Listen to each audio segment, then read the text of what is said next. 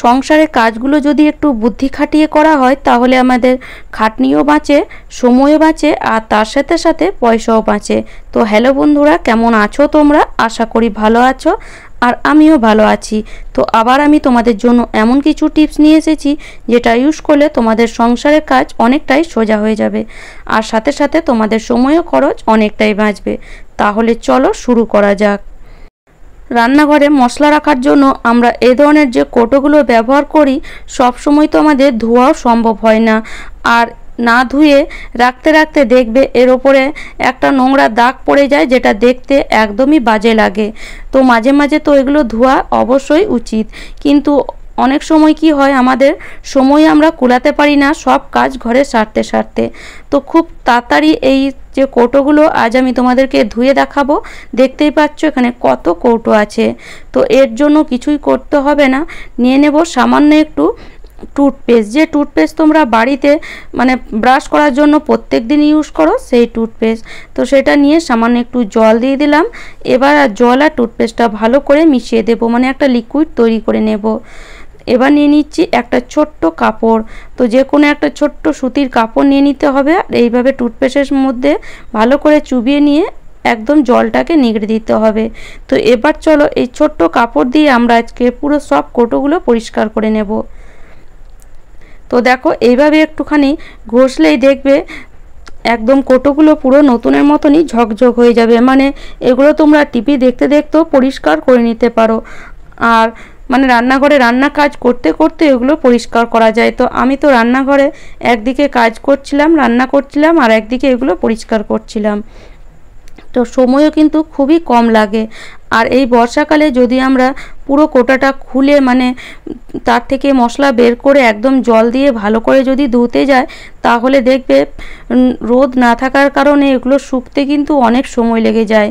মোটামুটি 4 থেকে 5 দিন তো লেগেই যাবে, কেননা এখন কাপড় শোকাতেই 3 থেকে 4 দিন লেগে যাচ্ছে, আর এই কোটো শোকাতে তো আরোই সময় লেগে যাবে। তো এই বর্ষাকালে যদি এইভাবে কোটোগুলো একটুখানি মুছে নাও, এইভাবে একটু কোলগেটের জল করে, তাহলে দেখবে কেউ বলবে না যে এগুলো তোমরা পরিষ্কার করনি। মানে এত সুন্দর পরিষ্কার হয়ে যাবে, এত চকচক করবে যে নিজেরা দেখেই অবাক হয়ে যাবে। খালি ভেতরটা খালি পরিষ্কার হবে না, বাইরেটা দেখবে খুব সুন্দর চকচক হয়ে যাবে। আর ভেতরটা তো আমাদের মশলা থাকে, সেটা আর পরিষ্কার করার বর্ষাকালে অন্তত কোনো দরকার নেই। দেখতেই পাচ্ছ দেখো কতটা নোংরা বেরিয়ে এলো। দেখো জলটা পুরো কিন্তু কালো হয়ে গেছে। এবার কি করতে হবে, এটাকে এইভাবে রেখে দিলে হবে না, একটা শুকনো পরিষ্কার কাপড় নিয়ে এবার সব কৌটোগুলোকে একটু করে মুছে দিতে হবে। কেননা এখানে আমরা কোলগেট ব্যবহার করেছি, একটু যদি ছোপচাপ লেগে থাকে সেটা দেখতে বাজে লাগবে পরে শুকে গেলে। সেজন্য এইভাবে যদি একটু মুছে দাও, মানে আরোই চকচক করবে। দেখতেই পাচ্ছ আমার কৌটোগুলো কত সুন্দর চকচক করছে।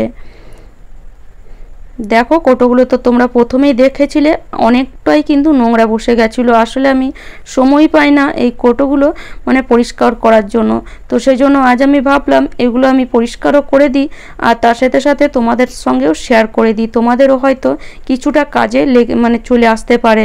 তোমরাও হয়তো আমার মতন সময় পাও না, তো তোমাদেরও হয়তো এইভাবে পরিষ্কার করলে তোমাদেরও হয়তো কিছুটা উপকার হবে। তো এবার ওই জলটা দিয়ে আমি যে স্ট্যান্ডটাও পরিষ্কার করে নেব, আর ওই জলটা আমি ফেলবো না, ওই জলটা দিয়ে আরও জিনিস পরিষ্কার করব। সেটাও তোমরা পুরো ভিডিওটা দেখতে থাকো, তাহলে বুঝতে পারবে এই সামান্য আমাদের কোলগেটের জল বা টুথপেস্টের জল দিয়ে আমরা কত কিছু পরিষ্কার করে নিতে পারি। এখানে যদি সার্ফ লাগাও তাহলে একটা কেমন ল্যাটলেটে মানে ল্যাল ভাব থাকে, আর এই সার্ফের যে একটা ফেনা সেটা কিন্তু যেতেই চায় না। কিন্তু এইভাবে যদি কোলগেট দিয়ে পরিষ্কার করো, সেই ল্যালে ভাবটাও থাকে না, আর খুব বেশি ফেনাও থাকে না। আর কোলগেট দিয়ে পরিষ্কারও কিন্তু খুব ভালো হয়, কোলগেট বা যে কোনো টুথপেস্ট। তো আমি বারবার কোলগেট বলে ফেলছি, আমি তো এখানে কোলগেট ব্যবহার করিনি, আমার কাছে যে টুথপেস্ট ছিল আমি সেটাই ব্যবহার করেছি, আর সেটা দিয়ে দেখো কত সুন্দর পরিষ্কার হয়েছে। এবার তোমরা দেখে বুঝতেই পারছো যে কৌটোগুলো আমার কত সুন্দর পরিষ্কার হয়েছে। তো আশা করি টিপসটা তোমাদের অনেক কাজে আসবে, আর যদি টিপসটা এতটুকুও ভালো লেগে থাকে তাহলে অবশ্যই একটা লাইক করে দিও। আর আমার চ্যানেলে যদি নতুন বন্ধু হয়ে থাকো, তাহলে এই ধরনের নিত্য নতুন টিপস দেখার জন্য আমার চ্যানেলটিকে অবশ্যই তোমাকে সাবস্ক্রাইব করে নিতে হবে। তাহলে চলো যাওয়া যাক পরের টিপসে। অনেক সময় আমাদের শরীর খারাপ থাকে, প্রত্যেক দিন তো আর শরীর মানুষের একই রকম থাকে না, তখন আমাদের কোনো রকমে আমরা রান্নাটা সেরে নিই, কিন্তু এই যে গ্যাস ওভেন এটাকেও পরিষ্কার করতে হয়, তখন আমাদের খুবই বিরক্ত লাগে। তো সার্ফ সাবান দিয়ে পরিষ্কার না করতে চাইলে এইভাবে পরিষ্কার করে নিতে পারো, একদম মানে 2 সেকেন্ডের মধ্যে পরিষ্কার হয়ে যাবে। আর এত সুন্দর একটা স্মেল দেবে যে পুরো রান্নাঘর তোমার মানে এই পাউডারের স্মেলেই ভরে যাবে। তো যে কোনো পাউডার নিয়ে নাও, মানে অনেক পাউডার দেখবে আমাদের বাড়িতে এমনি পড়ে থাকে, ডেট ফেল হয়ে গেছে বা অনেক ইউজ করে না অনেকেই, তো সেই পাউডার নিয়ে এইভাবে তোমরা কাজে লাগিয়ে নিতে পারো। সামান্য একটু পাউডার পুরো গ্যাস ওভেনের উপরে খালি ছিটিয়ে দাও, এবার একটা যে কোনো কাপড় বা কাগজের টুকরো তোমরা নিয়ে নিতে পারো। তো এখানে আমি কাপড় দিয়ে দেখাচ্ছি, বাস কাপড়টাকে কিছুই করতে হবে না, এইভাবে খালি নিয়ে পরে পুরো গ্যাস ওভেনের মধ্যে এইভাবে খালি মুছে ফেলতে হবে, যত তেল চিটে ভাব আছে সবই উঠে যাবে, মনেই হবে না যে এটা গ্যাস ওভেনটা আমরা সার্ফ সাবান দিয়ে পরিষ্কার করিনি, এত সুন্দর এটা চকচক করতে লাগবে।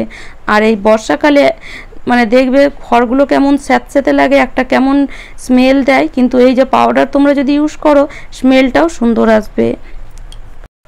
এই লোহার কড়াই যখন আমরা রান্না করি, রান্না করতে তো ভালো লাগে, কিন্তু পরিষ্কার এটা কিন্তু খুব ভালো হয় না এইভাবে যদি আমরা পরিষ্কার করি, মানে একটু যে কোনো ধরো সাবান বা সার্ফ দিয়ে যদি পরিষ্কার করি খুব ভালো কিন্তু পরিষ্কার হয় না। তো এটা যদি খুব ভালো পরিষ্কার করতে চাও বা তাড়াতাড়ি পরিষ্কার করতে চাও, সামান্য একটু তেঁতুল ব্যবহার করো। অনেকেই হয়তো টিপসটা জানো যে লোহার কড়াই তেঁতুল দিয়ে মাজলে বা পরিষ্কার করলে খুব তাড়াতাড়ি পরিষ্কার হয় আর একদম চকচক করতে লাগে কড়াইটা। তো আমি যখনই এই লোহার কড়াই মাজি সামান্য একটু তেঁতুল দিয়ে দিই, তাতে কড়াইটা তাড়াতাড়ি মাজাও হয়ে যায় আর একদম চকচক হয়ে যায়। অনেকেই আবার টিপসটা জানো, আবার অনেকেই জানো না, তো যারা জানো না তারা অবশ্যই একবার ইউজ করে দেখো, টিপসটা কিন্তু খুবই কাজের। তো দেখো আমি কড়াইটা মেজে নিয়েছি, এবার আমি ধুয়ে তোমাদেরকে দেখাচ্ছি কড়াইটা কতটা চকচকে হয়ে যাচ্ছে। তো বাইরের দিকটা ধ্যান দিও না, বাইরের দিকটা আসলে কাঠে রান্না করে করে কালো হয়ে গেছে, তো আগে আমি কাঠে রান্না করতাম সেজন্য বাইরের দিকটা একদম কালো হয়ে গেছে, সেটা আর আমি ওঠাই না, কেননা মাঝে মাঝে যদি করতে হয় সেজন্য। তো কড়াইটা লোহার কড়াই পরিষ্কার করার পর সঙ্গে সঙ্গে তোমাদেরকে মুছে দিতে হবে, কেন না হলে জং পড়ে যায় সঙ্গে সঙ্গে। তারপরে মুছে দেওয়ার পরে এভাবে একটু এর মধ্যে যে কোনো তেল দিয়ে এভাবে মানে পুরো কড়াইটার মধ্যে ঘষে দাও, এতে চকচকে ভাবটাও থাকবে আর জং পড়বেও না, দেখবে কড়াইটা যেমন মাজলে ঠিক সেই রকমই থাকবে। তো আশা করি টিপসটা কাজে আসবে। সেই যে কোলগেটের যে লিকুইডটা মানে যে জল আর কোলগেট দিয়ে বানিয়েছিলাম সেটাই দেখো আমি ফেলিনি এখনও, তো এটাই আবার আমি ইউজ করব। এই যে আমাদের বেসিনের কলটা বা সিঙ্কের কলটা দেখবে মানে জলের ছোপ পড়ে যায় আর সবার হাত লাগলে মানে কলটা চকচকও মানে করে না, কলটা কেমন একটা মানে দাগ হয়ে যায় যেটা দেখতে একদমই বাজে লাগে। তো এইভাবে যদি এই যে জলটা দিয়ে একটু ঘষে দাও তাহলে এই কলটা একদম চকচক হয়ে যাবে। তো আমি এটাকে ঘষে দিয়েছি, এবার আমি এই জলটা দিয়ে সিঙ্কটা পরিষ্কার করে নিচ্ছি। তো এইভাবে একটা স্কচ ব্রাইট দিয়ে খালি জলটা দিয়ে এভাবে একটু ঘষে দিলে সিঙ্কটা চকচক হয়ে যাবে। তো জলটা তো আমরা এমনি ফেলে দিচ্ছিলাম, কিন্তু এভাবে যদি সিঙ্কটা পরিষ্কার করে নিই তাহলে দেখো পরিষ্কারও হয়ে যাবে সুন্দরভাবে, আর আমাদের এর সাথে সাথে পয়সাও কিন্তু বাঁচবে। আর কোলগেট দিয়ে যে কোনো জিনিস পরিষ্কার করলে একদম কিন্তু চকচক হতে লাগে।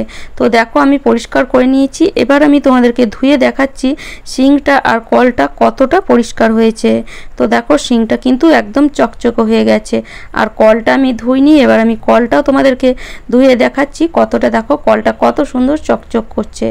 আর এই চকচকে ভাবটা কিন্তু সব সময় থাকে না, কিছুক্ষণ পর আবার চলে যায়। তো কলের মধ্যে যদি এই চকচকে ভাবটা রাখতে চাও তাহলে ভালো করে প্রথমে পরিষ্কার করে একে মুছে দিতে হবে, মুছে নিয়ে তারপরে এর মধ্যে যদি একটু নারকেল তেল লাগিয়ে দাও তাহলে এই চকচকে ভাব কিন্তু চট করে যাবে না। 4 থেকে 5 দিন এইভাবে কিন্তু কলটা চকচক করবে, আবার 4-5 দিন পর আবার ভালো করে পরিষ্কার করে আবার একটু নারকেল তেল লাগিয়ে দেবে, কলটা সবসময় চকচক করবে। গ্যাস ওভেন তো আমরা প্রত্যেক দিনই পরিষ্কার করি, কিন্তু এই যে গ্যাস ওভেনের চাবিটা আমরা পরিষ্কার করতে একদমই ভুলে যাই, আর এই জায়গার মধ্যে দেখবে অনেক নোংরা জমে যায়, যখন আমরা রুটি করি শুকনো আটাটা এই জায়গার মধ্যেই পড়ে যায়, আবার অনেক সময় তরকারিও পড়ে যায়, মানে অনেক জিনিসই এই গ্যাস ওভেনের এই জায়গাটার মধ্যে পড়ে যায়। তো দেখো আমার তো বেশি শুকনো আটাটা এর মধ্যে ঢুকে যায়, আর সেটা পরিষ্কার করা মানে একদমই হয় না। তো আমরা ভাবি কিভাবে এবার এটাকে পরিষ্কার করব। তো কিছুই করতে হবে না, এরকম একটা নেল কাটার নিয়ে নাও, আর এই নেল কাটারের ছুঁচলো দিকটা দিয়ে এইভাবে যদি একটু ঘষে দাও, যত নোংরা আছে সবই বেরিয়ে আসবে। বা একটা সেফটি পিন দিয়েও তোমরা এইভাবে ঘষে দিতে পারো, বা একটা সরু তার দিয়েও এইভাবে ঘষে দিতে পারো। দেখো কত নোংরা বেরিয়ে এসেছে। এই ধরনের ঝাঁঝরি দিয়ে তো আমরা সাধারণত লুচি বা যে কোনো তেলের জিনিস ছাঁকাছাঁকি করি, কিন্তু এগুলো যখন খারাপ হয়ে যায় বা নষ্ট হয়ে যায় এগুলোকে আমরা ফেলে দিই, কিন্তু এগুলো ফেলে না দিয়ে এগুলোতে আমরা অনেক কাজই করতে পারি। তো আজ আমি একটা খুব বড় কাজ তোমাদের জন্য নিয়ে এসেছি, যেটা তোমাদের সময়ও বাঁচাবে, খরচও বাঁচাবে, আর তার সাথে সাথে তোমাদের মানে শরীরের পক্ষেও কিন্তু মানে ভালো আর কি। তো চলো কি টিপস সেটা দেখে নিই। তো এখানে আমি দেখো একটা লাঠি এর মধ্যে বেঁধে নিলাম, আর এখানে আমি একটা কাপড় নিয়েছি, যে একটা গেঞ্জি নিয়েছি, তার মধ্যে এটাকে ঢুকিয়ে নিলাম। তো এটা দিয়ে আমরা কি করতে পারি, তো এটা দিয়ে আমরা ঘর মুছতে পারি। তো দেখো এইভাবে যদি এটা দিয়ে ঘর মোছো, ঘরটা কিন্তু খুব ভালো মোছা হবে। কাপড়টাকে খালি জাস্ট ভিজিয়ে নাও, তারপরে এইভাবে মুছে নাও, খুব সুন্দর মোছা হবে। আর এইরকম মোছা কিনতে গেলে আমাদের বাজারে পয়সা দিয়ে কিনতে হয়, কিন্তু এইভাবে যদি আমরা ঘরেই বানিয়ে নিই তাহলে বাজারে কিনতে যাওয়ার কোনো প্রয়োজন নেই। আর এখন তো কোমরে ব্যথা আর হাঁটু ব্যথা সকলেরই, তো এইভাবে যদি আমরা ঘর মুছি তাহলে আমাদের শরীরও কিন্তু ভালো থাকবে। তো আশা করি টিপসটা তোমাদের কাজে আসবে।